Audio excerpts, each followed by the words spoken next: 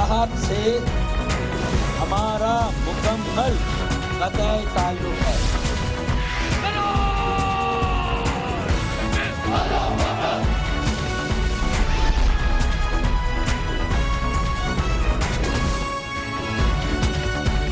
आप देख रहे हैं खबरों, तबसरों और तज्जियात पर मबनी पाकिस्तान का सबसे मोतबर न्यूज शो दुनिया, कामरान खान के साथ। अस्सलाम वालेकुम, मैं हूँ कामरान खान। हुकूमत पाकिस्तान लगता है कि ये फैसला कर रही है कि मुक़द्दस हस्तियों और मुक़द्दस अक़ाइद के हवाले से सोशल मीडिया पर जो हर्जा सराई नज़र आती है, ये सिर्फ पाकिस्तान के मुसलमानों का मसला नहीं है, ये तो हर मुसलमान का मसला है। इसलिए इस पूरे मामले पे इस्लामी उम्मा की तरफ रुजू किया जाए, इस्लामी उम्मा से कहा जाए कि वो आए और मुस्लिम उम्मा मिल के फैसला करे इसका रद्द अमल क्या होना चाहिए। दबाव इस्तेमाल करना है तो दबाव इस्तेमाल किया जाए, इसके लिए इस्लामी मुल्कों की तंजीम तक पहुँचाया जाए। इसके अलावा जो दूसरी तंजीमें हैं जो इस्लामी उम्मा को, मुस्लिम उम्मा को रिप्रेजेंट करती है, वहाँ तक पहुँचाया जाए इस मामले को। लेकिन इस हवाले से अब एक डेवलपमेंट भी हुई है। वफाकी वज़ीर दाखिला जनाब चौधरी निसार अली खान कहते हैं कि वो इस्लामी ममालिक के तमाम पाकिस्तान में जो मौजूद सफ़ीर हैं उनको दावत दे रहे हैं कि उनके साथ बैठें, उनके साथ इस हवाले से गुफ्तगू करें और फिर एक लाहे अमल तरतीब दिया जाए। मगर ख्याल यही है कि इस अमल का शायद कोई बहुत बड़ा असर ना हो, क्योंकि बहरहाल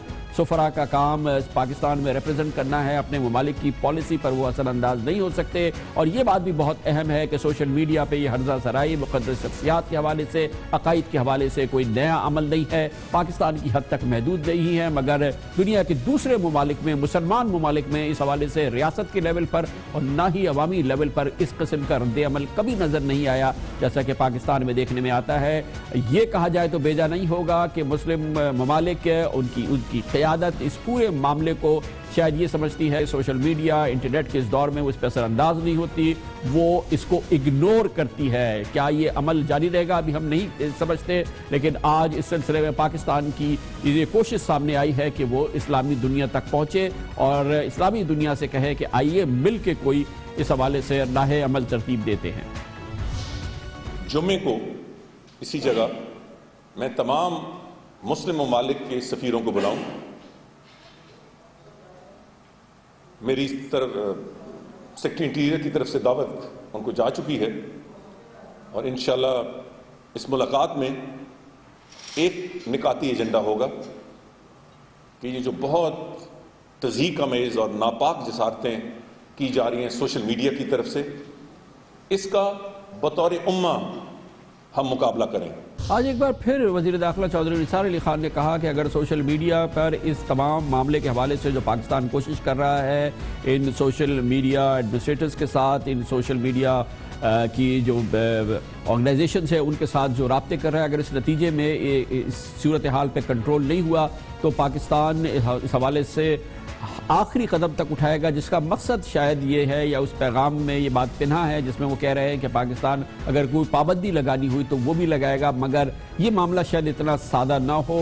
पाकिस्तान में फेसबुक, ट्विटर या सोशल मीडिया की दूसरी वेबसाइट्स और ऐप्स को बंद करना पता नहीं मुश्किल होगा या आसान होगा, लेकिन सियासी अमल बहुत होगा और इसका अभी से आगाज़ हो गया है। तरीके सरबराह जनाब इमरान खान कहते हैं कि अगर सोशल मीडिया पर पाबंदी लगाई गई तो वो धरना देंगे।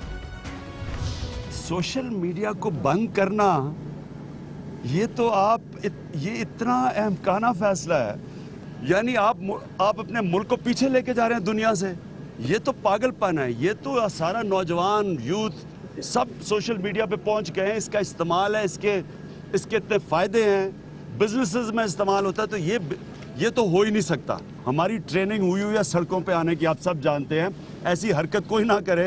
एक बात बहुत अहम है कि ये नहीं है कि दुनिया में हर मुल्क में सोशल मीडिया या फेसबुक और ये तमाम ऐप्स अलाउ हैं।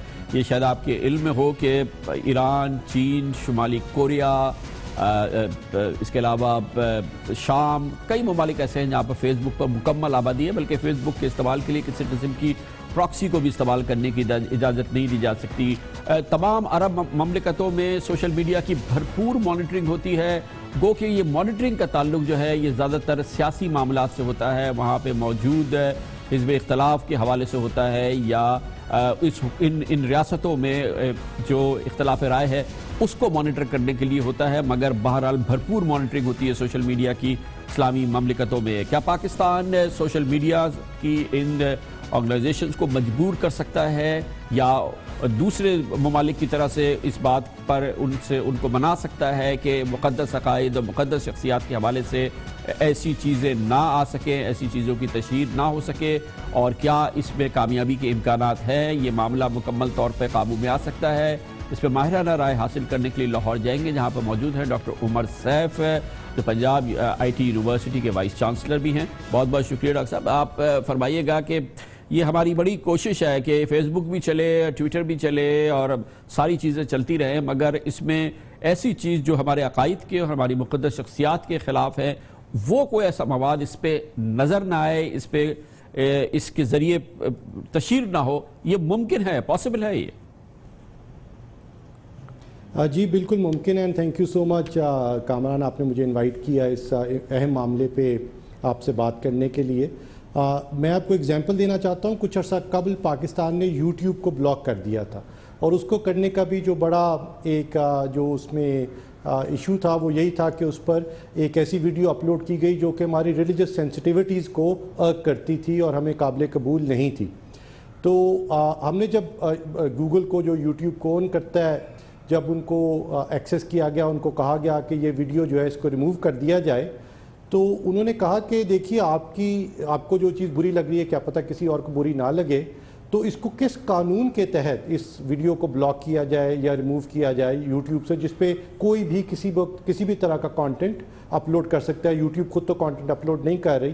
تو اس وقت یہ سوال اٹھا کہ واقعی کیا پاکستان میں کوئی ایسا لا ہے جس کے تحت ہم کسی کانٹینٹ کو اللیگل ڈکلیئر کر سکیں، کہہ سکیں کہ یہ کانٹینٹ جو ہے اس کو بند کرنا چاہیے، ریموو کرنا چاہیے؟ اور اسی کے نتیجے میں یہ ڈبیٹ پھر کلمینیٹ ہوئی ان سائبر کرائم بل، جو پرفیکٹ تو نہیں ہے لیکن کم از کم فارملی ایک لیگل لیجسلیشن ہے، ایک فارمولیشن ہے جس کے تحت ہم as a country, as a law of land, ہم اب ایک کمپنی کو، فورن کمپنی کو اپروچ کر کے کہہ سکتے ہیں کہ یہ کانٹینٹ ہمارے لیگل سسٹم نے بین کر دیا، اس کو ریموو کر دیا جائے، بلاک کر دیا جائے، اس کو پاکستان میں ایکسیسیبل نہیں ہونا چاہیے۔ جو ٹویٹر پہ پوسٹس ہوتی ہے، جو فیس بک پہ پوسٹ ہوتی ہے، وہ پاکستان کی حد تک ہم اس کی صفائی کر سکتے ہیں، ٹیکنیکلی پاسبل ہے؟ نہیں جی، فیس بک اور ٹویٹر ایک اور واٹس ایپ بالکل ہی مختلف، لیکن فیس بک اور ٹویٹر ایک مختلف طرح کی ٹیکنالوجی ہے۔ اس میں ہر کوئی اپنے اکاؤنٹ سے لاگ ان کرتا ہے، دیکھتا ہے۔ اس میں ایکچولی ہم نے اوور ٹائم کچھ کیپیبلٹی ایکوائر کی ہے کہ ہم سرویلنس کر سکیں ایسے فیس بک کا کانٹینٹ جو انتشار پھیلاتا ہے، جس کو ہیٹ سپیچ کہا جاتا ہے، جس سے کوئی لا اینڈ آرڈر کی سچویشن اکٹھی ہو سکتی ہے، یا کوئی ریلیجس سینسٹیوٹی پہ ٹریڈ کرتا ہے، یا اس وقت جو بڑا رجحان جو ہمارے لیے بڑا تکلیف دہ اور بڑا پریشان کن ہے وہ یہ کہ ISIS جیسی آرگنائزیشنز پاکستان میں سوشل میڈیا کے تحت فیس بک، ٹویٹر ایٹسیٹرا کے تھرو لوگوں کو ریکروٹ کرتی ہیں۔ تو یہ تو ایلیگل ایکٹیویٹی ہے، ہر طرح سے غلط ہے، اور اس کو بند کرنے کے لیے ہمیں سرویلنس کیپیبلٹی بھی اسٹیبلش کرنی ہے، اور پھر اس کے بعد ہمیں کوئی ایک چینل آف کمیونیکیشن بھی چاہیے یوٹیوب سے، ٹویٹر سے، کہ وہ اکاؤنٹس یا وہ پیجز بند کر دیے جائیں جو کہ اس طرح کی غیر اخلاقی یا ہماری کسی ریلیجس سینسٹیو کو مجروح کرنے کے لیے یا غیر قانونی کوئی حرکت کرے۔ بہت بہت شکریہ جناب ڈاکٹر عمر صاحب ہمارے ساتھ موجود تھے۔ کمرشل بریک، اس کے بعد ذکر کریں گے۔ تاریخ میں پہلی بار ہو رہا ہے، کم از کم حالیہ تاریخ میں پہلی بار ہو رہا ہے کہ سندھ پولیس کی تمام گاڑیاں جو کہ غیر قانونی نمبر پلیٹس پہ چلتی تھی، اور وہ تمام تھی، کسی کی بھی قانونی نمبر پلیٹ نہیں تھی، اب اس کو رجسٹر کیا جا رہا ہے۔ سندھ حکومت کا بھی یہ حال ہے، اس میں بھی اس عمل کا آغاز کیا گیا ہے۔ اس کی سگنیفیکنس آپ کو بتائیں گے چھوٹے سے وقفے کے بعد۔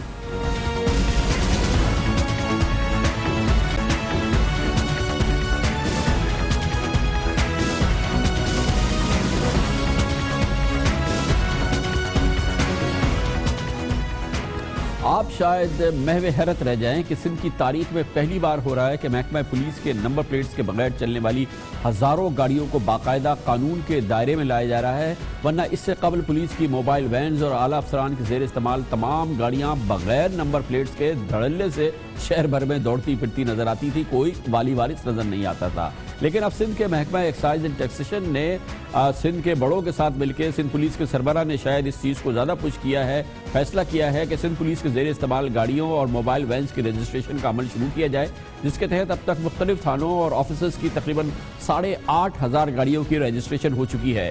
محکمہ ایکسائز کا جو ریکارڈ ہے اس کے مطابق 8,500 رجسٹرڈ گاڑیوں میں 3,500 گشت والی موبائل موٹر سائیکلز ہیں، جبکہ باقی گاڑیوں میں آفیسرز کی گاڑیاں اور تھانے کی موبائل شامل ہیں۔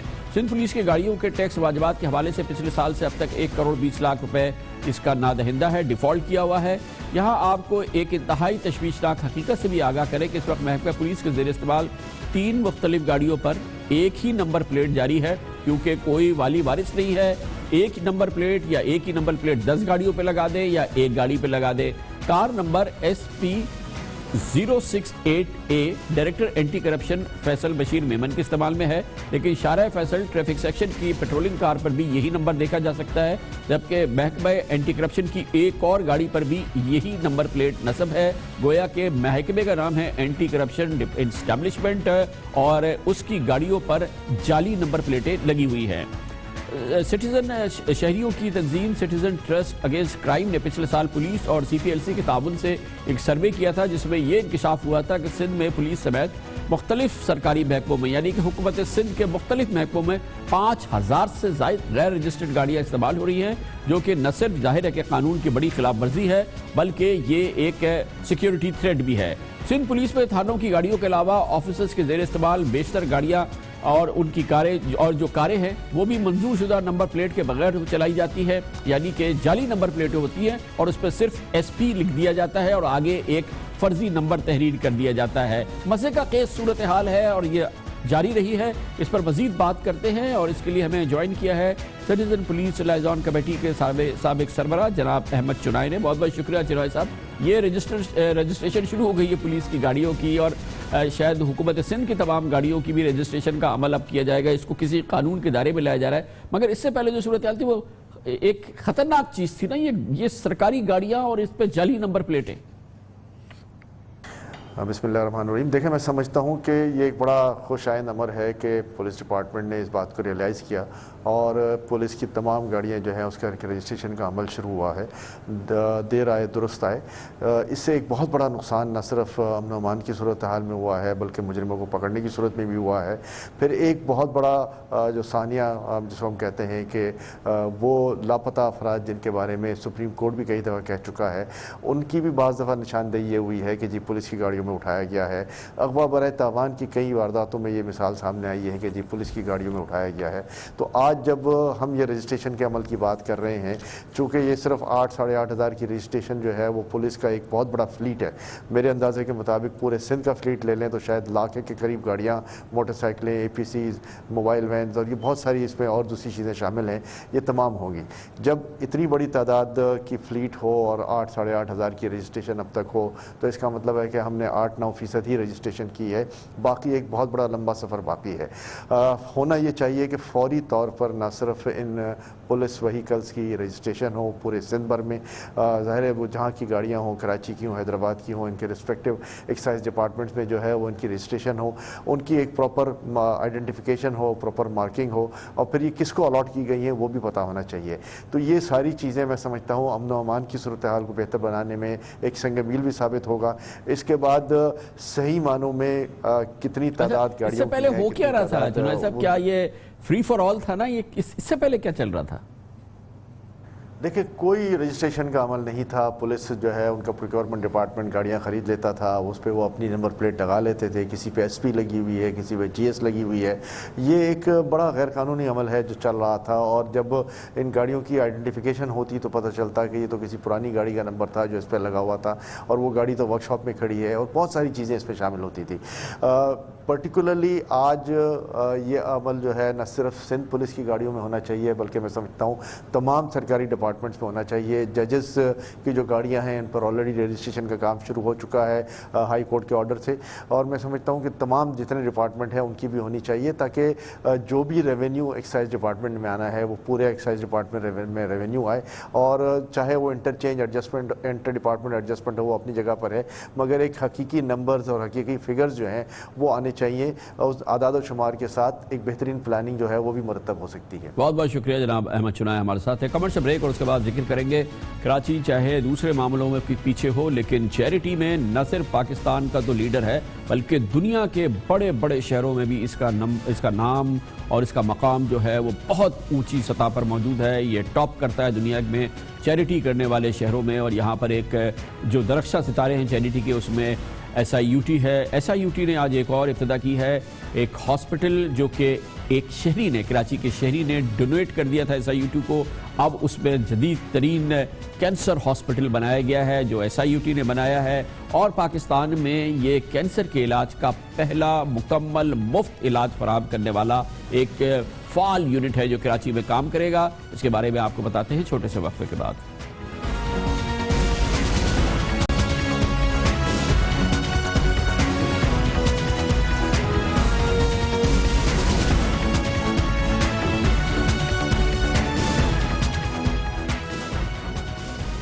کراچی کو یہ اعزاز حاصل ہے کہ دنیا کے بڑے شہروں میں جہاں پہ سب سے زیادہ چیریٹی ہوتی ہے اس میں ٹاپ پہ جو چند شہر ہیں اس میں کراچی شامل ہے. اور کراچی میں جو ادارے جنہوں نے عالمی شہرت حاصل کی ہے, جو خلق خدا کرتے ہیں, جو چیریٹی کرتے ہیں, جن کو عوام چلاتے ہیں, اس میں SIUT شامل ہے, Sindh institute of urology and transplantation. گردوں اور دوسرے امراض کے حوالے سے بہت ہی اہم یہ ادارہ ہے. اس نے آج ایک اعزاز حاصل کیا ہے, ایک اور ڈسٹنکشن حاصل کی ہے. اس کے تحت اب کراچی کے علاقے کورنگی میں ایک کثیر المنزلہ مہر النساء ہسپتال میں کینسر کے مریضوں کی تشخیص ملک میں پہلی بار مفت ہو سکے گی. اور اس کے لیے PET CT اسکین مشینوں نے کام شروع کر دیا ہے, اور یہ ایک بہت بڑی ڈیولپمنٹ ہے. مہر النساء ہسپتال ایک کراچی کے شہری نے بنائی بلڈنگ SIUT کو گفٹ کر دی تھی اور SIUT کو ڈونیٹ کر دی تھی, اس کا عطیہ دے دیا تھا, اور اس کے بعد اس پہ کام شروع ہوا ہے. اور جس کے بعد پاکستان میں پہلی بار کراچی کے ایک اسپتال میں کینسر کی تشخیص مفت ہو سکے گی. یاد رہے کہ یہ بڑا مشکل, یہ بڑا مہنگا عمل ہے. اس وقت پورے پاکستان میں کروڑوں روپے یہ مہنگی مشینیں ہوتی ہیں. ایسی صرف 5 مشینیں ہیں جو کام کر رہی ہیں, جن میں سے 2 لاہور میں کام کرتی ہیں اور 3 کراچی میں کام کر رہی ہیں. پرائیویٹ ہاسپٹلز میں اگر یہ اسکین کرانا پڑے تو 50 سے 60 ہزار روپے کا خرچہ آتا ہے ایک اسکین کا, جو کہ اکثر لوگوں کی پہنچ سے باہر ہوتا ہے, خاص طور پہ غریب تو تصور نہیں کر سکتا. لیکن اب یہ SIUT میں مفت ہو سکے گا. اس فیسلٹی کو جس کا آج افتتاح ہوا ہے, وزیر اعلیٰ سید مراد علی شاہ نے اس کا افتتاح کیا. اس کے بارے میں ہم دکھاتے ہیں آپ کو ایک خصوصی رپورٹ جو ہمارے نمائندے کفایت علی شاہ نے ترتیب دی. SIUT کا مہر النساء میڈیکل سینٹر, جس کے لیے 10 ایکڑ پر پھیلی یہ زمین اور یہ تعمیر شدہ عمارت ہارون عبدالکریم نامی ایک کاروباری شخصیت نے SIUT کے حوالے کی. ان کی خواہش تھی کہ اسپتال ان کی مرحوم اہلیہ کے نام سے منسوب کر کے خلق خدا کی خدمت کے لیے وقف کر دیا جائے. SIUT نے ایسا ہی کیا اور 3 سال کے اندر یہاں مفت علاج کی سہولیات بڑھتی گئیں. آج 200 بستروں کے اس اسپتال میں گردوں کے مریضوں کا مفت ڈائلیسس ہوتا ہے اور اب کینسر کی مفت تشخیص بھی ہو سکے گی. پاکستان میں ایسی 5 PET اسکین کی مشینیں ہیں جن کے ذریعے کینسر کی تشخیص ممکن ہو سکتی ہے, اور ان 5 میں سے 2 لاہور میں ہیں جبکہ 3 مشینیں کراچی میں ہیں. اور یہ ان میں سے واحد مشین ہے جس کے ذریعے کینسر کی تشخیص مفت میں کی جا سکے گی. PET CT اسکین یونٹ کے افتتاح کے موقع پر وزیر اعلیٰ سندھ نے ڈاکٹر ادیب رضوی کو اپنی بھرپور مدد کی یقین دہانی کرائی تاکہ یہاں مزید مشینیں لگائی جا سکیں. PET CT اسکین کی مشین پر 80 کروڑ روپے لاگت آتی ہے.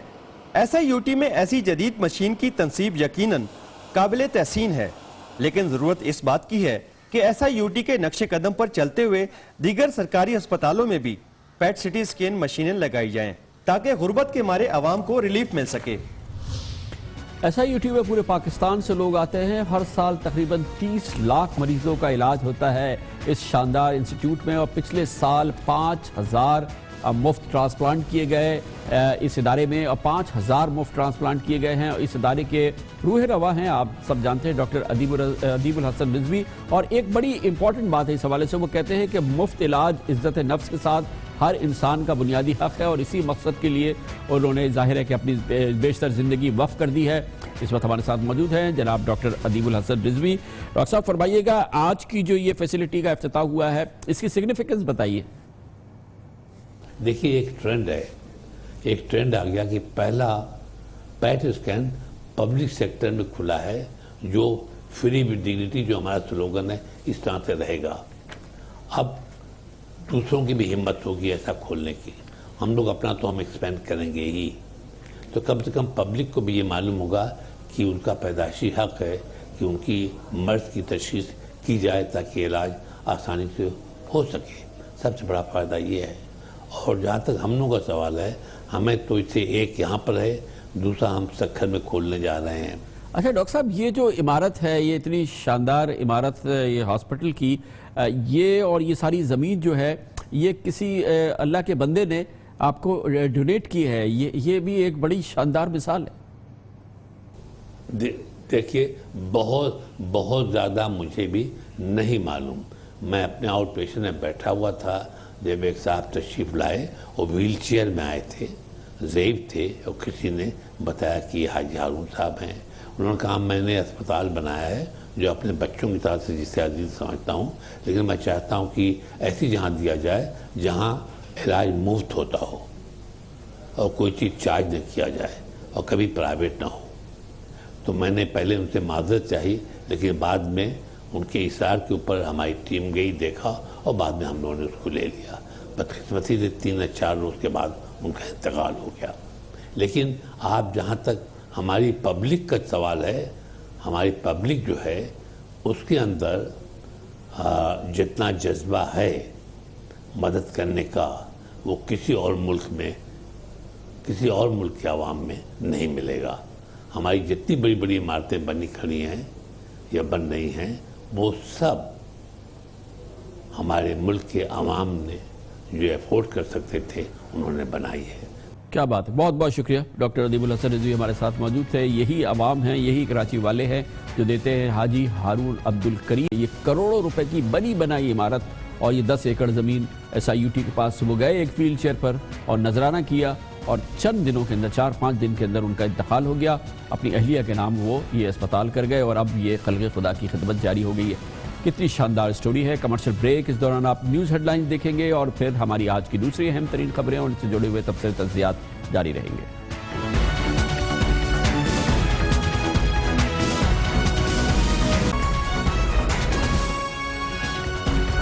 आप देख रहे हैं खबरों, तबसरों और तज्ज़ियात पर मबनी पाकिस्तान का सबसे मोतबर न्यूज शो दुनिया, कामरान खान के साथ।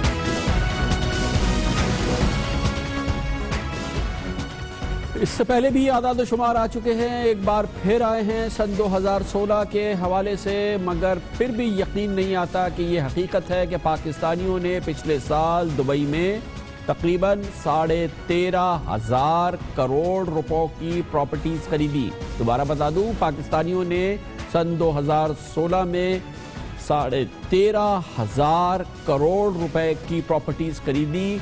और अब सवाल ये पैदा होता है कि अगर पाकिस्तानी एक साल में, और वो भी 2015 के मुकाबले में ये आदाद शुमार घट गए हैं, एक साल में 13,000 करोड़ रुपए से ज़ायद की प्रॉपर्टीज़ दुबई में खरीद सकते हैं। गोया उनके पास सरमायाकारी के लिए इतना पैसा मौजूद है, तो ये सरमाया पाकिस्तान में क्यों नहीं लग रहा? वो कौन सा मुनाफा है जो आपको मिडल ईस्ट में मिलता है, दुबई में मिलता है, वो पाकिस्तान में नहीं मिलता? और फिर उसके बाद ये सवाल भी है कि इसमें से चंद करोड़ के अलावा सारे पैसे, यानी कि तकरीबन 13,500 करोड़ रुपए यहाँ से वहाँ कैसे पहुँच जाते हैं? क्या पर लग जाते हैं? कोई तैयारे चलते हैं? कोई किस अंदाज से ये पैसा मूव करता है? इसका जवाब हमें नहीं मिल पा रहा है, मगर ये एक होशरुबा फिगर्स हैं जो सामने आ रही हैं। 13,500 करोड़ रुपए की इन्वेस्टमेंट सिर्फ एक शहर में पाकिस्तानियों की, और ये बाकायदा एक ऑफिशियल रिकॉर्ड है, ये कोई स्पेकुलेशन नहीं है, ये दुबई लैंड डिपार्टमेंट का रिकॉर्ड है जिसमें ये बात सामने आई है पाकिस्तानियों की जानिब से। दुबई में जायदादें खरीदने की वजह से दुबई, उसकी वजह ये वो बताते हैं कि भाई वहाँ पे प्रॉपर्टी जो होती है उसमें किराए बहुत अच्छे मिलते हैं, प्रॉपर्टीज़ की कीमत बढ़ती है, और फिर और ज़ाहिर है कि उसकी कीमत बढ़ जाती है, फिर हमारा सरमाया महफूज रहता है, हमारे सरमाए के हवाले से सवाल जवाब नहीं है। और पाकिस्तान में इस हवाले से ये प्रोजेक्ट्स जब आते हैं उसकी बड़ी तशहीर होती है, बड़ा उसका इजहार होता है। ये कोई ढकी चुकी बात नहीं है, ये कानूनी बात है। पाकिस्तान के वज़ीर ख़जाना से लेके पाकिस्तान की सियासी क़यादत तक हर आदमी इसको मानती है।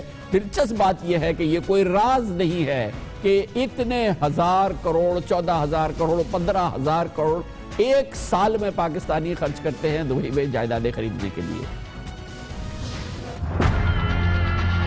صرف پچھلے 3 سال میں دبئی میں 750 ارب روپے کی پراپرٹی پاکستانیوں نے لی ہے.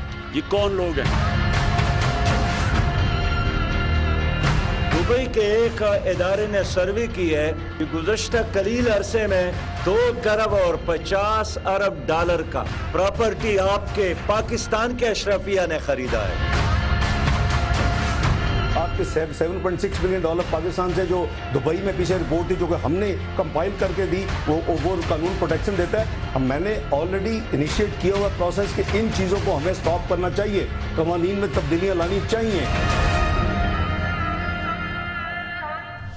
گویا کہ اس میں کوئی شک نہیں ہے, یہ کوئی اسپیکولیشن نہیں ہے, یہ ہوائی بات نہیں ہے. آپ نے سنا ہمارے وزیر خزانہ کہتے ہیں 7.5 ارب ڈالر کی پاکستانیوں نے یہ سرمایہ کاری کری ہوئی ہے دبئی میں. پچھلے صرف 5 سال کی وہ بات کر رہے ہیں اور باقاعدہ اس کا آفیشیل ریکارڈ ہے. دبئی لینڈ ڈپارٹمنٹ کہتا ہے کہ 2016 میں پاکستانیوں نے دبئی میں 4.5 ارب درہم یعنی 1 ارب 27 کروڑ ڈالر کی جائیدادیں خریدی جو پاکستانی روپوں میں 13,500 کروڑ بنتے ہیں. دبئی لینڈ ڈپارٹمنٹ کہتا ہے کہ دبئی میں جائیداد بنانے والے غیر ملکیوں کی فہرست میں پاکستانیوں نے پچھلے سال بھی اپنا تیسرا نمبر برقرار رکھا. پہلے پہ بھارتی آتے ہیں اور دوسرے پہ برطانوی.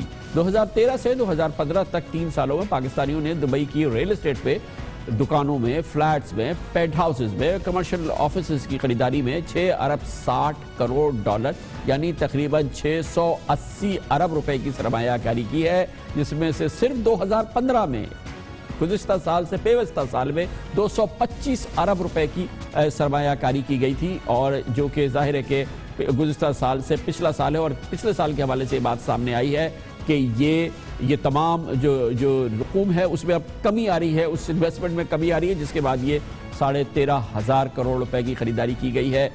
آخر یہ تمام سرمایہ ہمیں اس سے غرض نہیں ہے کہ یہ کیا ہے, مگر یہ سارا سرمایہ پاکستان میں کیوں نہیں لگ رہا؟ وہ کون سا منافع ہے جو کہ وہاں ملتا ہے جو پاکستان میں نہیں مل رہا؟ کیا وجہ ہے کہ یہ اتنی بڑی تعداد میں 8 ارب ڈالر پچھلے 5 سال میں پاکستان سے صرف ایک شہر میں چلے گئے سرمایہ کاری کے لیے؟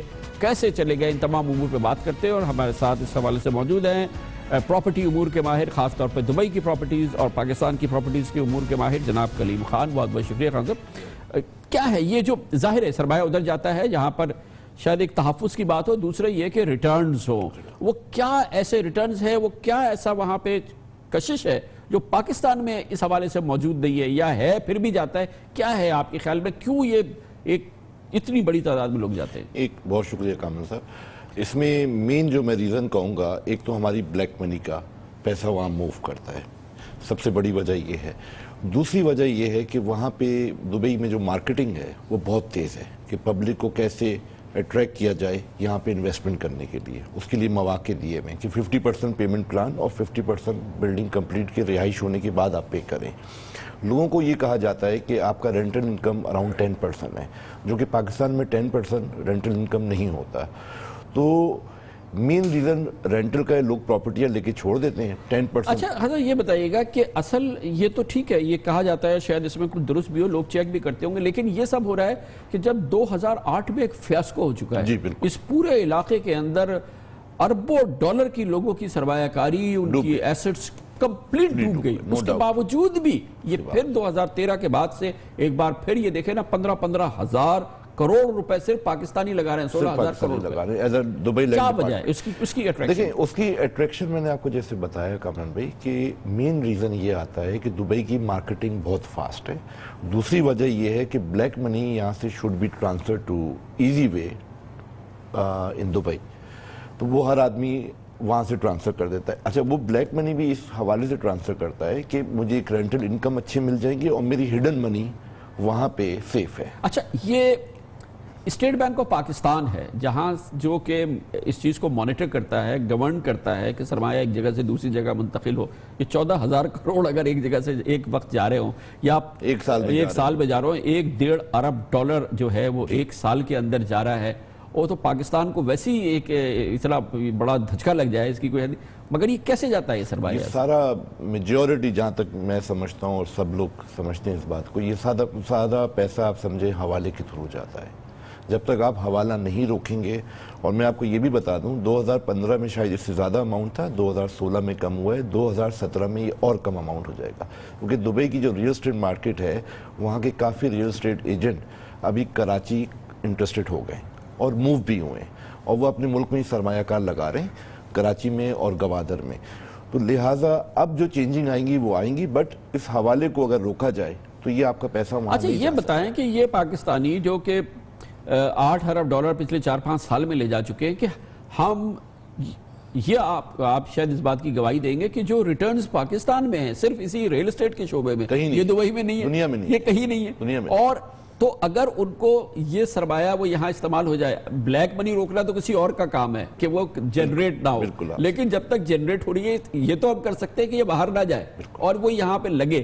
تو یہ کیسے ممکن ہے کہ یہ پیسہ نہ جائے اور اس کو ریگولیٹ کر لے کسی صورت سے ہماری اکانومی کا حصہ؟ دیکھیں ہمیں رینٹل لا اچھے لے کے آنے پڑیں گے، سوائے آپ کے ملک میں ملٹی نیشنلز کمپنیاں جو رینٹ دیتی ہیں وہ پراپر دیتی ہیں بقایا. جنرلی آپ کے کانسیپٹ نہیں ہے، مگر ہماری یہ سینیریو اب چینج ہو رہا ہے. جو ہمارا سی پیک کے حوالے سے ملک کا سینیریو ہے، اب رینٹڈ انکم بہت اچھے ہونے جا رہی ہے.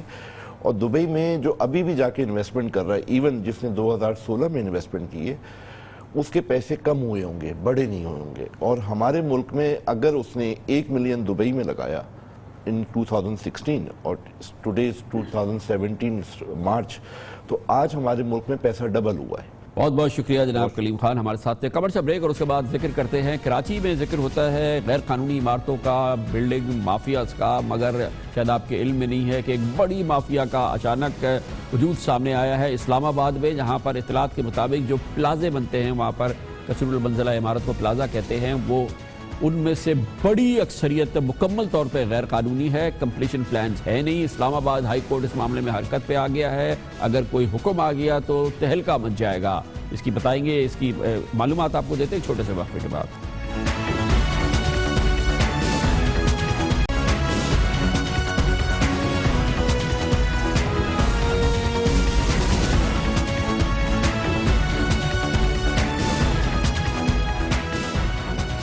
غیر قانونی عمارتیں اور بلڈرز مافیا کے حوالے سے خبریں عام طور پر تو کراچی میں ہی گردش کرتی ہیں، لیکن اب بڑی دلچسپ ڈیولپمنٹ ہے. خبر آئی ہے وفاقی دارالحکومت اسلام آباد سے، اور وہاں سے کہا جا رہا ہے کہ سی ڈی اے کی ملی بھگت سے غیر قانونی کثیر المنزلہ عمارتیں، جن کو وہاں پہ پلازے کہا جاتا ہے، ایک جنگل آباد ہو چکا ہے. اور اب ان تمام غیر قانونی عمارتوں کے مستقبل کے حوالے سے پورا معاملہ اسلام آباد ہائی کورٹ میں پہنچ گیا ہے، جہاں پر اس کی سماعت ہو رہی ہے. اسلام آباد ہائی کورٹ میں ایک پٹیشن میں یہ دعویٰ کیا گیا ہے، الزام لگایا گیا ہے کہ سی ڈی اے غیر قانونی طور پہ تعمیر اور آباد ہونے والی عمارتوں کے خلاف ایکشن نہیں لے رہی ہے، گویا کہ کھلی ملی بھگت ہے اور یہ کوئی راز نہیں ہے. سی ڈی اے سینکڑوں عمارتوں کو کمپلیشن سرٹیفکیٹ نہ دینے کا اعتراف کر چکی ہے. سی ڈی اے خود کہتی ہے کہ عمارتیں کھڑی ہیں مگر ان کی کمپلیشن نہیں ہوئی ہے، یعنی کہ ان کے بلڈنگ پلانز کے حوالے سے وہ کمپلیٹ ڈکلیئر نہیں کی جا سکتی. کمپلیشن سرٹیفکیٹ کے بغیر کسی عمارت میں رہائش یا اسمبلیز نہیں دی جا سکتی. یہ قانون آپ کے علم میں ہے کہ ابھی پاکستان میں سندھ کے صوبے میں سندھ ہائی کورٹ نے ایک بھرپور اس سلسلے میں فیصلہ بھی دیا ہے. یہ بھی کہا جا رہا ہے جو الزامات اس وقت اسلام آباد ہائی کورٹ میں ہیں اس کے مطابق سی ڈی اے اپنی قانونی ذمہ داریاں پوری کرنے میں بری طرح سے ناکام ہوئی ہے. سی ڈی اے حکام بعض معاملات میں تعصب اور بدنیتی سے کام لے رہے ہیں، اور 2005 کے زلزلے میں گرنے والے اور اس کے علاوہ دوسرے پلازاز میں کمپلیشن سرٹیفکیٹس نہیں تھا. اور یہی صورتحال ہے جو کہ اس وقت اسلام آباد کی ایک نہیں بلکہ درجنوں عمارتوں کے حوالے سے ہے. اسلام آباد ہائی کورٹ کے جسٹس جناب اطہر منر اللہ نے سی ڈی اے سے وفاقی دارالحکومت میں بننے والی تمام عمارتوں کو جاری ہونے والے کمپلیشن سرٹیفکیٹ کا ریکارڈ طلب بھی کر لیا ہے، جبکہ وزارت داخلہ سے کہا گیا ہے کہ وہ اسلام آباد میں قائم عمارتوں کے حوالے سے تفصیلی رپورٹ 7 اپریل تک عدالت میں جمع کرائے. اسلام آباد میں غیر قانونی تعمیر کے حوالے سے ایک بہت بڑا تنازعہ ابھی آپ کے سامنے آیا ہے. یہ گزشتہ ہفتے ہے کہ اسلام آباد کا ایک بہت امپورٹنٹ ایڈریس ہے 1 کانسٹیٹیوشن ایونیو. یہاں پر زیر تعمیر 5 اسٹار ہوٹل اور کثیر المنظرہ عمارت کا یہ معاملہ تھا جو کہ اسلام آباد ہائی کورٹ میں بھی پہنچا اور اب اس کی لیز وفاقی وزیر داخلہ چودھری نثار علی خان کی سربراہی میں ہونے والی تحقیقات کے نتیجے میں اس کی لیز سی ڈی اے نے منسوخ کر دی ہے اور اس ماہ کی 4 تاریخ کو اسلام آباد ہائی کورٹ نے بھی اس معاملے میں اپنا فیصلے کو برقرار رکھا ہے، جبکہ جناب چودھری نثار علی خان اس کو ایک تاریخی ڈیولپمنٹ قرار دے چکے ہیں اور پورے ملک کے لیے اسے مثال بھی قرار دے چکے ہیں، مگر اس حوالے سے وہ لوگ جنہوں نے کہ یہاں پہ بکنگز کرائی تھیں اور انہوں نے سرمایہ کاری کی تھی وہ شدید پریشانی میں مبتلا ہیں۔ لیکن یہ تازہ ترین صورتحال اسلام آباد کے غیر قانونی پلازے، اس پر بات کرنے کے لیے ہمارے ساتھ موجود ہے اسلام آباد سے آل پاکستان بلڈرز ایسوسی ایشنز کے سربراہ جناب محسن شیخانی، جو کہ اسلام آباد میں ایک بڑی بلڈرز اور ڈیولپرز کی پاکستان کی ایک بڑی نمائش ہو رہی ہے 24 سے 26 مارچ تک، اس میں شرکت کے لیے وہاں موجود ہے۔ بہت بہت شکریہ شیخانی صاحب۔ یہ معاملہ ہم تو سمجھتے تھے کہ کراچی کا معاملہ ہے، لیکن یہ کمپلیشن سرٹیفکیٹس نہ ہونا اور اسلام آباد کی اس میں اطلاعات کے مطابق 10 عمارتیں موجود ہیں، کیا وہاں پہ کہا جا رہا ہے اس حوالے سے؟ کیونکہ یہ تو شاید یہاں پہ لوگ سالوں سے رہ رہے ہیں، لیز بھی ہو چکی ہے، سب لیز بھی ہو چکی ہے، مگر کمپلیشن بلڈر نہیں لیتا، وہاں بھی نہیں لیتا اسلام آباد میں۔ تھینک یو کامران بھائی۔ جیسا کہ آپ نے کہا اسلام آباد میں ڈیفینیٹلی سی ڈی اے بہت عرصے سے کام کر رہا ہے اور سی ڈی اے ایک مین ادارہ ہے جو ٹوٹل اسلام آباد سٹی کو لے کے چلتا ہے۔ یہاں پہ تقریباً زیادہ تر جو اپروولز ہیں، جو لاسٹ آپ اس کو چیک کریں گے تو میرے خیال سے کوئی 20% اپروول ہوئے، 80% بلڈنگز کی اپروولز ہی نہیں ہوتے، اور اس کی وجہ یہ نہیں ہے، اس کی وجہ یہ ہے کہ آپ نے رولز اور ریگولیشن اتنے ڈیفرنٹ رکھے ہیں کہ لوگوں کی جب ضرورت ہوتی ہے، ایکٹیویٹیز ہوتی ہے، تو چیزیں ڈیمانڈ اینڈ سپلائی کے حساب سے چلتی ہے۔ دیکھیں آپ کو پلان کرنی پڑے گا، ادروائز تو کچی آبادی بن رہی ہے، اس کے بارے میں ہم بالکل بھی ذکر نہیں کر رہے۔ اور جو شہر کا حال ہے، جہاں یہاں اسلام آباد میں بھی کراچی کی طرح کچی آبادی بڑھتی جا رہی ہے، ہم نہ اس کی لیز ہے نہ اس کا ایڈریس ہے، تو یہ چیزوں کو ضرورت ہے۔ اچھا شیخان صاحب، ایک امپورٹنٹ بات آپ نے کہی کہ آپ نے بڑی امپورٹنٹ بات کی، آپ کہہ رہے ہیں کہ یہ کمپلیشن کی بات نہیں ہے، یہاں بلڈنگ پلانز بھی اپروول، ان کی اپروول نہیں ہوتی کیونکہ پراپر بائی لاز نہیں ہے، بلڈنگ پلانز نہیں ہے، اس وجہ سے بلڈنگ پلانز بھی اپروو نہیں ہوتے، کمپلیشن تو بہت دور کی بات ہے، اور بلڈنگیں بن جاتی ہیں، لوگ رہنے لگتے ہیں اور بک جاتی ہیں۔ بالکل اسی طرح ہے، یہاں پہ نارملی اسلام آباد میں اتنی ہائی رائز بلڈنگ نہیں ہوتی، نارملی آپ سمجھے گراؤنڈ پلس 4 گراؤنڈ پلس 3 کے پلازا جس کو یہ لوگ کہتے ہیں، یہ بن رہے ہوتے ہیں ڈیفرنٹ ایریاز میں، جس کی اپروولز کا کوئی سسٹم ہی نہیں ہے، اور نہ کوئی ایسا لوگ اگر آ کے کوشش بھی کرتے ہیں تو ایسی پالیسیز نہیں ہے کہ وہ اپروول کروا سکے، اتنے کنڈیشنز ہیں، اتنی ریسٹرکشنز ہیں کہ آدمی وہاں پہنچ ہی نہیں سکتا اور وہ چیزوں کو کمپلائنس نہیں کر سکتا۔ تو ان کو کوئی نوٹس سرو نہیں ہوتا، یہ ڈیمولش نہیں ہوتی، پھر سی ڈی اے کیا کہتی ہے اس حوالے سے؟ یہ جو بن جاتے ہیں پلازے اور اس پہ لوگ رہ رہے ہوتے ہیں، بک جاتے ہیں، سی ڈی اے کچھ لین دین ہو جاتا ہے، کیا ہے سلسلہ؟ ڈیفینیٹلی سر، معاشرہ اور چیزیں تو ایسی ہیں، لیکن پرابلم ایک سسٹم کا، پالیسیز کا ہے، نہ یہاں بلڈنگ کنٹرول سیل نام کی بھی کوئی چیز ابھی ہے نہیں، ایک سی ڈی اے میں کوئی ایسا بلڈنگ کنٹرول سیل ہے ہی نہیں کہ لوگوں کو انفارمیشن ہو۔ بیسیکلی یہاں پہ لے آؤٹ پاس ہوتے ہیں، بڑی زمینیں ہوتی ہیں، پھر وہ لے آؤٹ میں جو پروجیکٹ ہوتے ہیں وہ تو as per lay out high rise چل رہی ہیں، لیکن جہاں پہ جو کچی آبادی یا جو ڈیفرنٹ پلازا جہاں بن رہے ہیں وہاں کوئی بھی اپروولز نہیں ہو رہی، آپ سمجھے 70-60% اپروولز نہیں ہو رہی، اور اس کی وجہ پالیسیز ہے۔ اگر ہم پالیسیز رکھیں گے، ہم چیزوں کو کہیں نہ کہیں آئیڈینٹیفائی کریں گے، ڈیفینیٹلی اتنا بڑا عملہ بھی ہونا چاہیے، اتنا بڑا شہر ہے، اتنا چیزیں ایکسپینڈ ہو رہی ہے، تو آپ کے پاس پورا بیک اپ۔ اگر قانون ہے کہ آپ بلڈنگ پلانز اپروو کرائیں، کمپلیشن لیں، یہ تمام یہ قانون اپنی جگہ موجود ہے، لیکن وہ بائی لاز کیا ہے، کمپلیشنز کیسے ہوگی، اس کی انسپیکشن کیا ہوگی، وہ کچھ نہیں ہے اویلیبل۔ وہ سیل بیسیکلی جو بلڈنگز کا جیسے ہمارے سندھ میں بنا ہوا ہے اس طریقے سے سیل کوئی ورکنگ نہیں کر رہا، جو لے آؤٹ پاس ہوتا ہے، جب بلڈنگ پلانز ہوتے ہیں تو وہ بلڈنگ پلانز ہی اپروو ہو جاتے ہیں، اور جو اپروولز ہوتی ہے آپ کو پتہ ہے کہ بڑی لینڈز کی زیادہ ہوتی ہے، اور بڑے جو ڈیولپرز ہیں یا ممبرز ہیں وہ لوگ تو کرواتے ہیں، لیکن چھوٹے لوگ بالکل بھی اس میں آتے ہی نہیں، اور ان کو وہ اتنی کنڈیشنز ہیں کہ اب 22 کنڈیشنز ہیں ڈیفرنٹ اس میں، تو وہ کمپلائنس نہیں کرتے، تو وہ وہاں آتے ہی نہیں، اور ان کے پاس اتنا عملہ بھی میرے خیال سے نہیں ہے سی ڈی اے کے پاس کہ یہ ساری چیزوں کو واچ کریں۔ تو اگر اس کی آڈٹ ہو جائے، ڈیو ڈیلیجنس ہو جائے ان تمام پلازوں کی، تو یہ تو سب کے سبھی کچھ نہ کچھ غیر قانونی شکل کی وجہ سے یا غیر قانونیت کی وجہ سے یہ بند ہو جائیں گے، جیسے اسلام آباد ہائی کورٹ نے اب یہ عمل شروع کیا ہے۔ لیکن سر یہ آج کا تو نہیں ہے کہ بند ہو جائیں گے، یہ بلڈنگوں میں تو لوگ 20 سالوں سے رہ رہے ہیں اور لوگ آباد ہیں، اس میں نئی بلڈنگز تو ابھی اب کم ہوگی، لیکن یہ لوگ تو سب آکوپائڈ ہیں۔ آپ سروے کریں گے تو آپ کو کہیں لائن ڈرا کرنی پڑے گی، کہیں نہ کہیں چیزوں کو آگے کرنے کے لیے کوئی سسٹم کو کریٹ کرنا پڑے گا، کہیں نہ کہیں ریگولائزیشن سسٹم کو کرنا پڑے گا، اور آپ کے پاس جب ڈیٹا نہیں ہوتا اور ڈیزاسٹر ہو جاتا ہے تو ویسے ہی شہر میں پرابلم ہو جاتا ہے۔ ڈیٹا ہونا ویری امپورٹنٹ۔ بہت بہت شکریہ جناب محسن شیخانی، چیئرمین آباد ہمارے ساتھ موجود ہے۔ اسلام آباد میں غیر قانونی پلازے، ایسا پینڈورا باکس کھل گیا ہے، کیونکہ قانون اور پلازوں کا اسلام آباد سے کوئی تعلق نہیں ہے، اور اب اسلام آباد ہائی کورٹ اس معاملے کو دیکھ رہی ہے۔ کمرشل بریک اور اس کے بعد ذکر کریں گے کل یعنی گزشتہ کل الطاف حسین کی برطانیہ میں قیام کے حوالے سے برطانوی حکومت کی پالیسی کے بارے میں کچھ شائبہ تھا تو شاید وہ دور ہو گیا۔ کل اسلام آباد میں عین اس وقت جب برطانیہ کی وزیر داخلہ ہمارے وزیر داخلہ کے ساتھ الطاف حسین کے امور پر گفتگو ہو رہی تھی، اسی وقت الطاف حسین کے حوالے سے منی لانڈرنگ کیس کے حوالے سے ضبط شدہ رقم واپس کی جا رہی تھی۔ کیس تو پہلے ہی ختم ہو گیا ہے، کوئی دو رائے نہیں ہونی چاہیے، کسی کو شک نہیں ہونا چاہیے کہ برطانیہ کے حوالے سے الطاف حسین اور ان کے ساتھیوں نے وہاں کسی قانون کی خلاف ورزی نہیں کی ہے۔ اس کا ذکر کرتے ہیں چھوٹے سے وقفے کے بعد۔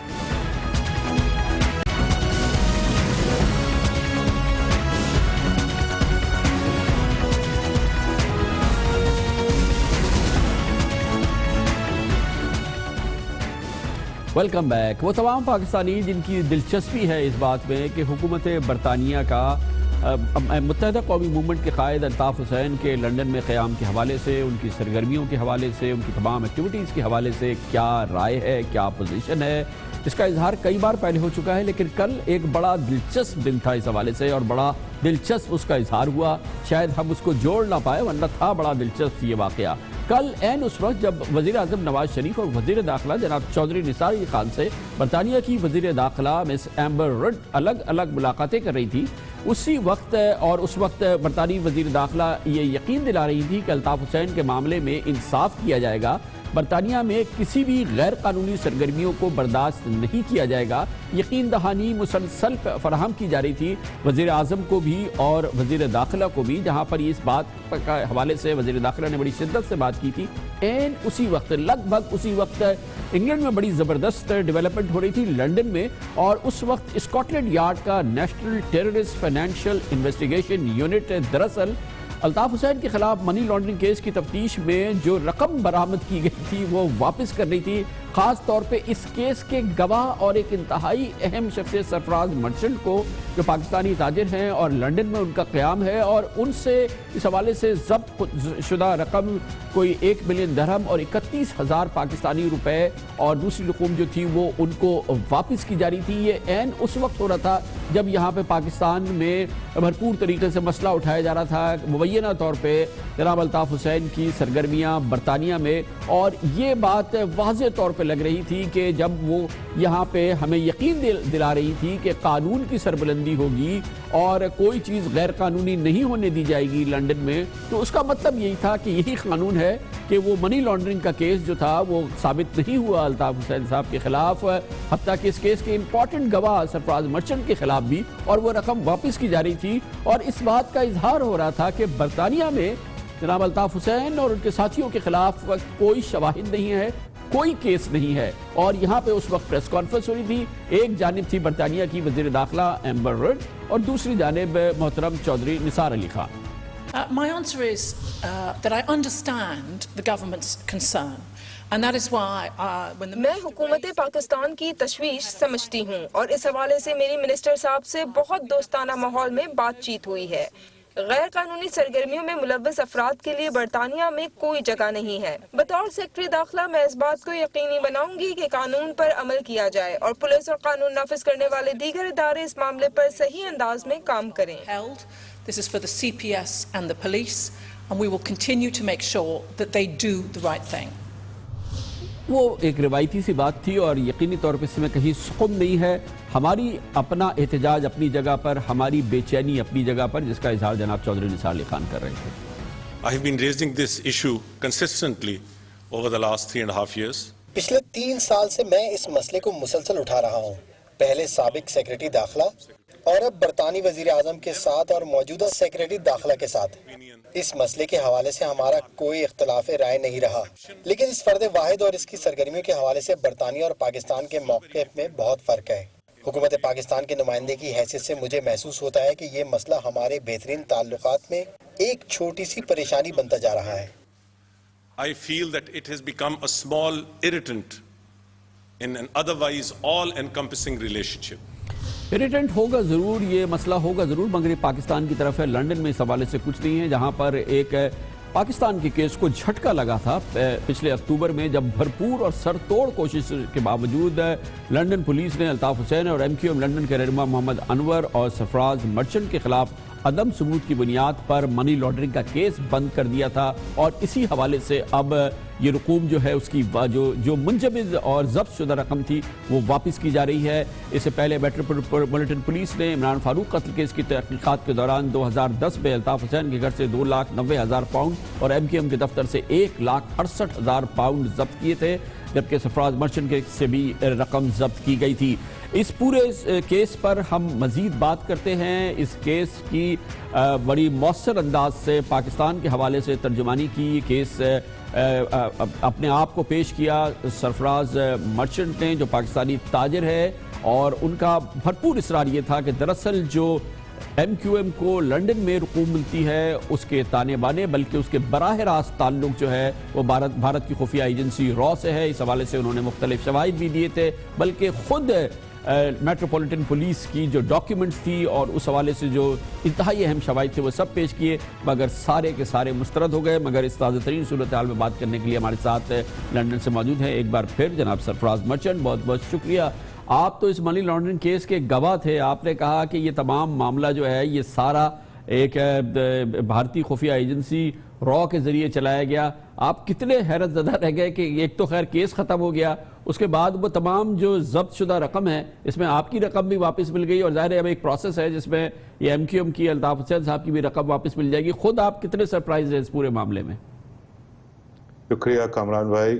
ایکچولی میں جو یہ ساری چیزیں پچھلے 1 سال سے دیکھ رہا ہوں، اکتوبر میں جب یہ کیس ڈراپ ہوا اچانک، جس میں پولیس نے پہلے کورٹ کے سامنے کہا تھا کہ جی سی پی ایس چارج کرنے والی ہے، اور اس کے بعد اچانک یہ معاملہ ختم ہوا، اور مجھے تو خیر پیسے اس کیس ڈراپ ہونے کے 1 مہینے بعد ہی مل گئے تھے، اور باقی جو میری کیش جو باقی تھا جو درہمز میں اور روپیز میں تھا وہ انہوں نے مجھے کل واپس کیے ہیں، اور ایم کیو ایم کے جہاں تک پیسے ہیں وہ انڈر پروسیس ہیں جو وہ واپس کرنے والے ہیں، لیکن چونکہ میرے خیال میں واٹ آئی نو کچھ کیسز ان کے چل رہے ہیں ٹیکس پرپس کے، جس وجہ سے ان کے پیسے اس وقت تک ہولڈ ہیں۔ آپ کو کیا لگتا ہے کہ یہ اتنی دستاویزات تھیں، اتنی چیزیں تھیں، اتنا سب کچھ تھا، اور یہ تو خود برطانوی ماہرین بھی کہتے ہیں یہ تو بہت ایکسٹراڈنری بات ہے کہ نہ صرف یہ کہ کیس کے چارجز ڈراپ ہو جائیں، وہ کیس ہی نہ چلے، مطلب وہ تو عدالت میں ہی نہیں گیا، یہ ضبط شدہ رقوم بھی واپس ہو جائیں۔ یہ آپ کے وکیل بھی حیران ہیں اس معاملے میں؟ میرے وکیلوں نے مجھے اس بات کی یہ مثال دی ہے کہ یہ تو 5 لاکھ پاؤنڈ کی رقم ہے، یا اگر کسی سے 2,000 پاؤنڈ پکڑے جاتے ہیں تو اس کو بھی وہ پیسے واپس کبھی نہیں کیے گئے، اور وہ پیسے ضبط کر لیتی ہے حکومت یہاں کی یو کے کی۔ لیکن اس کیس میں چونکہ انہوں نے خود ہر چیز ایڈمٹ کی ہے کہ جی کوئی ایویڈنس نہیں ہے، اور پولیٹیکل ریزنز پہ یہ کیس انہوں نے ڈراپ کیا ہے، اس لیے مجبوراً ان کو یہ پیسے واپس کرنے پڑ رہے ہیں، ورنہ میرے خیال میں یہ پیسے واپس ہونے ہی نہیں تھے۔ اچھا مرچد صاحب، وہ جو بیانات تھے، جو کہ ٹیسٹیمنیز تھی، جو کنفیشنل سٹیٹمنٹس تھے، جو کہ خود اسکاٹ لینڈ یارڈ کے بنے ہوئے تھے، اسکاٹ لینڈ یارڈ کی اپنی انٹروگیشن تھی، انور صاحب کی، طارق میر صاحب کی، خود الطاف حسین صاحب کی، جس میں ان تمام چیزوں کی نہ صرف معلومات دی گئی تھی، اس کی باقاعدہ کنفیشن تھی کہ یہ بھارت سے پیسے آتے رہے ہیں، ایک بڑا ذریعہ وہ رہا ہے۔ آخر کیا ہوا؟ اس کو ریجیکٹ کر دیا گیا، خود اسٹیٹمنٹ لے کے اس کو ڈسمس کیا گیا؟ دیکھیں کامران صاحب، اس میں حیرت کی سب سے بات تو یہ کہ کنفیشنل سٹیٹمنٹس تو ان کے موجود ہیں، یہاں پر انہوں نے خود مجھے، کیونکہ میں کیوز تھا اس کیس کا، خود اسکاٹ لینڈ یارڈ نے، ان کے پولیس آفیسرز نے مجھے لکھ کے دیا ہے کہ جی ہمارے پاس خود کریڈیبل ایویڈنس ہے کہ M Q M, Altaf Hussain, ان کے ممبرز جو کہ لندن میں بھی ہیں اور پاکستان میں بھی اس وقت موجود ہیں، وہ انڈین گورنمنٹ سے فنڈنگ لیتے رہے ہیں. مجھے خود بڑے حیرت ہے اس بات کی کہ آخر وہ سب چیزیں جب موجود ہیں، آج تک موجود ہیں، ان کے بیانات موجود ہیں. اور میں آپ کو ایک چیز آج بتاتا چلوں کہ میں نے لاسٹ ایئر اکتوبر میں 2015 میں ایک جوڈیشل ریویو فائل کیا تھا لنڈن ہائی کورٹ میں، اور اس کے لنڈن ہائی کورٹ نے میٹروپولیٹن پولیس کمشنر سے جواب مانگا تھا. وہ 138 پیج کا ایک ڈاکیومنٹ ہے جس میں اسکاٹ لینڈ یارڈ کے پولیس آفیسرز کے باقاعدہ وٹنس سٹیٹمنٹ ہے سائن کیے ہوئے لنڈن ہائی کورٹ کو، اور جو انہوں نے ایم کیو ایم کو اور ان کے ممبرز کو اور الطاف حسین کو ڈسکرائب کیا ہے، وہ تو آج تک ڈاکیومنٹ کبھی میں نے پبلک نہیں کیا. لیکن چونکہ اب یہ کیس ختم ہو چکا ہے، میں ایک نئے کیس کے لیے اپنے وکیلوں سے مشاورت کر رہا ہوں انگلینڈ میں، اور میں اس چیز کو ضرور لنڈن ہائی کورٹ یا یہاں پر چیلنج کروں گا، اور وہ دستاویزات بھی چیلنج کروں گا جو مجھے اسکاٹ لینڈ یارڈ نے ڈیورنگ میرے انڈر کوشن انٹرویوز دیے، اور خاص طور پہ وہ ویپن لسٹ جو الطاف حسین صاحب کے گھر پر ریڈ کی تھی انہوں نے، اور انہوں نے مجھے خود وہ ویپن لسٹ دی اور کہا کہ جی یہ ویپن لسٹ ان کے ڈرا سے ہمیں ملی ہے، اور اس کا ثبوت اور اس ویپن لسٹ پہ باقاعدہ پولیس ایویڈنس کے سٹیمپ موجود ہے. میں یہ سب چیزیں، یہ سارے سوالات ضرور کروں گا تاکہ کم از کم یہ پتہ چل سکے کہ کیا وہ جھوٹ تھا یا یہ جھوٹ ہے. بہت بہت شکریہ جناب سرفراز مرچنٹ. حقیقت بہرحال یہ ہے کہ برطانیہ کی حکومت، وہاں کی پولیس، وہاں کی عدالت کہتی ہے کہ جناب الطاف حسین نے، ان کے ساتھیوں نے کوئی غیر قانونی کام نہیں کیا ہے، ان کے خلاف کوئی چارجز نہیں ہیں، اور اس سلسلے میں تمام باتیں جو ہیں وہ تحقیق طلب تھی، اور تحقیقات کے بعد یہ ثابت ہوا کہ نہ منی لانڈرنگ ہے، نہ ہی ان کا ڈاکٹر عمران فاروق کے قتل کیس میں کوئی تعلق ہے. رہی بات ایک دو تقریروں کی، اس کی تحقیقات ہو رہی ہے اور شاید وہ چلتی رہے گی. کمرشل بریک، اور اس کے بعد ذکر ہوگا.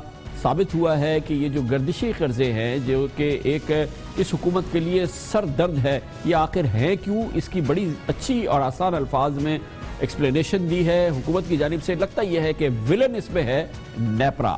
اس کی بتائیں گے تفصیلات آپ کو چھوٹے سے وقفے کے بعد.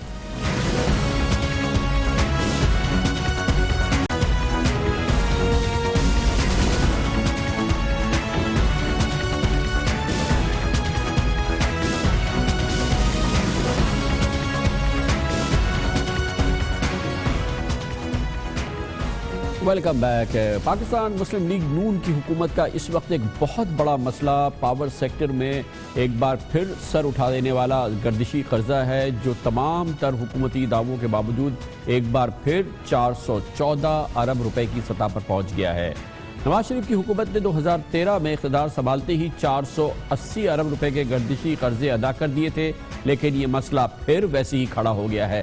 آخر یہ ہو کیا رہا ہے اور کیوں اس پر کوئی بھی حکومت قابو نہیں پا رہی؟ اس کی بڑی اچھی تشخیص اور بہت آسان الفاظ میں آج تشخیص کی ہے عوام کو سمجھانے کے لیے ایک مضمون میں جو تحریر کیا ہے سیکرٹری پانی و بجلی یونس ڈھاگا نے، جنہوں نے اپنے مضمون میں کہا ہے اور ایکسپلین کیا ہے کہ پورا معاملہ کیا ہے. وہ کہتے ہیں کہ حکومتی دعووں کے باوجود سرکولر ڈیٹ کا چکر اس لیے ختم نہیں ہو رہا کہ پاور سیکٹر کا ریگولیٹر ادارہ یعنی نیپرا، اور نیپرا کا جو اس میں کردار ہے اس کو وہ ایکسپلین کر رہے ہیں، جس سے واضح طور پہ لگتا ہے کہ اس وقت انرجی سیکٹر کا اگر حکومتی پوائنٹ آف ویو سے کوئی ویلن ہے تو وہ نیپرا ہے. یونس ڈھاگا اپنے اس مضمون میں کہتے ہیں کہ پاور سیکٹر کا ریگولیٹر ادارہ نیپرا بجلی کی وصولیوں کی غیر حقیقی شرح کو سامنے رکھتا ہے اور ٹیرف کا تعین کرتا ہے، جبکہ حکومتی بجٹ میں پاور سیکٹر کے لیے جو حکومتی رعایت رکھی جاتی ہیں وہ نامناسب حد تک رکھی ہوتی ہیں. اس لیے یہ دو موٹی وجوہات ہیں جن کی وجہ سے یہ گردشی قرضہ دوبارہ کھڑا ہو جاتا ہے. یونس ڈھاگا اسے آسان الفاظ میں ایکسپلین کرتے ہیں کہ اس وقت بجلی کی تقسیم کرنے والی سرکاری کمپنیز کا نرخ وصولی 100% شرح اور 15% نقصانات کو سامنے رکھ کے بنایا جاتا ہے. یعنی کہ جب نیپرا ٹیرف کا تعین کرتا ہے، بجلی کی قیمت کا تعین کرتا ہے، تو وہ یہ اسیوم کرتا ہے کہ 100% وصولی ہو جائے گی اور صرف 15% نقصان ہوگا ٹرانسمیشن اور ڈسٹریبیوشن لاسز میں، جبکہ حقیقی صورتحال یہ ہے کہ سن 2007 سے 2014 تک مسلسل 7 سال تک وصولی کی شرح پاکستان میں 88% رہی ہے، اور جو لائن لاسز یا جو نقصان ہوتا ہے وہ تقریباً 19% سالانہ رہا ہے، جو کہ نیپرا کے تخمینے سے کہیں زیادہ ہے۔ اس کا نتیجہ کیا نکلتا ہے؟ اگرچہ 2014 کے اعداد و شمار کو ہی دیکھا جائے تو نیپرا کی مجوزہ 100% شرح کی جگہ حقیقی وصولیاں 88% تھی، جبکہ لائن لاسز یعنی کہ جو نقصان بجلی کی ترسیل میں ہوتا ہے وہ 15% کی جگہ 19% تھی۔ گویا نیپرا کے مجوزہ ٹیرف اور حقیقی ریکوریز میں وصولی میں فرق تقریباً 15% تھا، اور 1% کا مطلب ہوتا ہے 9 یا 10 ارب روپے۔ گویا صرف شرح وصولی میں یعنی ریکوریز میں اس فرق کی وجہ سے سرکولر ڈیٹ میں ہر سال 150 ارب روپے کا تو سالانہ اضافہ یہ ہو جاتا ہے۔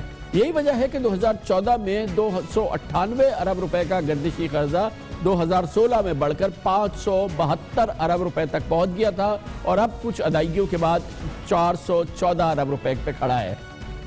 ایک اور چیز جو کہی گئی ہے کہ تیل کی قیمتوں میں کمی کا فائدہ عام طور پر صارفین کو منتقل کیا جاتا ہے، لیکن فیول پرائس ایڈجسٹمنٹ کا 20 سے 25% کچھ حصہ صارفین کو سبسڈی میں دے دیا جاتا ہے، اور جبکہ حکومت پاور سیکٹر کی سبسڈی کے لیے یعنی کہ رعایت جو بجٹ کے ذریعے فراہم کی جاتی ہے، بجٹ میں مناسب رقم مختص نہیں کرتی، اور جو رقم مختص کی جاتی ہے جیسے کہ گزشتہ مالی سال میں تھی وہ محض 118 ارب روپے تھی، جو کہ بالکل ناکافی ہے، جس کی وجہ سے یہ جو گردشی قرضے ہیں وہ پھر پہاڑ کی صورت اختیار کر لیتے ہیں۔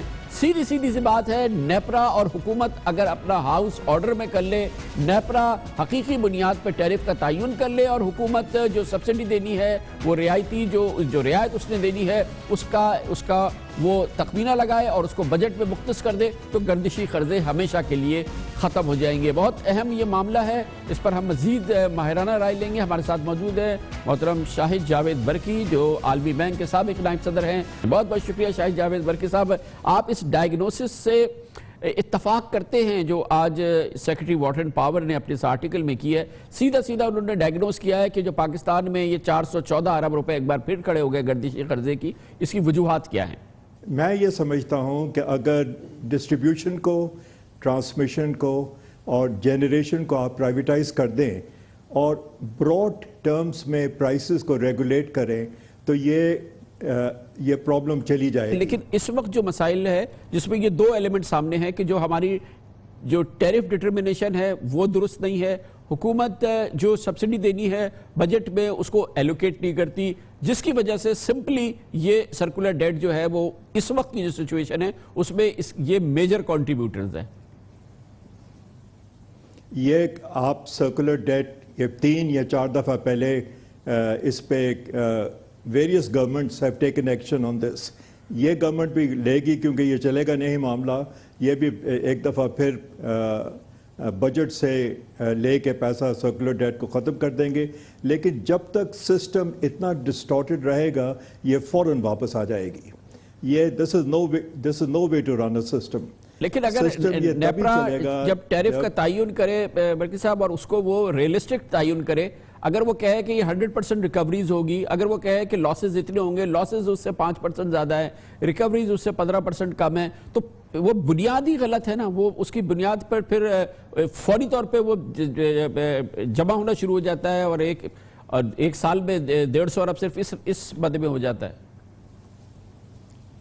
یہ جو آپ کہہ رہے ہیں اس میں ایک کانٹرڈکشن ہے، نیپرا ریگولیٹر ہے، نیپرا پرائسز ٹیرفز کو مقرر کرتا ہے، نیپرا یہ نہیں کہہ سکتا انڈیویجول ڈسٹریبیوٹرز کو کہ آپ کتنا % ریکور کریں، یہ نیپرا کا نہ تو لیکن نیپرا اسیوم کرتا ہے کہ یہ 100% ریکور کرے گا، نیپرا یہ اسیوم کرتا ہے کہ یہ اس کے لائن لاسز نہیں ہوں گے، پھر وہ ٹیرف بنا دیتا ہے۔ بالکل غلط اسمپشن ہے، دنیا میں کہیں 100% ریکوری نہیں ہوتی، یہ صرف جو اونرز ہیں اس ایسٹس کے وہی یہ اندازہ لگا سکتے ہیں کہ کتنا ریکور ہوگا، کتنے لاسز ہوں گے، کتنے گینز ہوں گے۔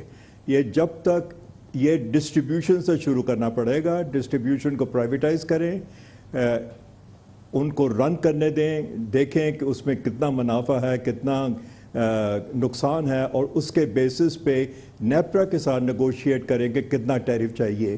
दुनिया भर में ये इसी तरह होता है, पाकिस्तान में ये नहीं हो रहा, जिसका ये बार बार ये फिर ये सर्कुलर डेट की प्रॉब्लम आती है। और आप कह रहे हैं कि मार्केट को डिटरमिन करने दे, डिस्ट्रीब्यूशन प्राइवेट हो, ट्रांसमिशन प्राइवेट हो, शायद जनरेशन भी प्राइवेट हो, और उसके बाद जो मार्केट बताए कि इसकी क्या रकम होनी चाहिए, इसकी क्या कीमत है, और उसमें कंपटीशन हो, ओपन कंपटीशन हो, और वो फिर डिटरमिन करे कि क्या क्या टैरिफ होगा। उसके लिहाज से फिर नेपरा रेट जो है वो टैरिफ डिटरमिन कर दे उस ग्राउंड सिचुएशन को देखते हुए। ये ख्याली टैरिफ इस वक्त डिटरमिनेशन कर रहा है ना नेपरा।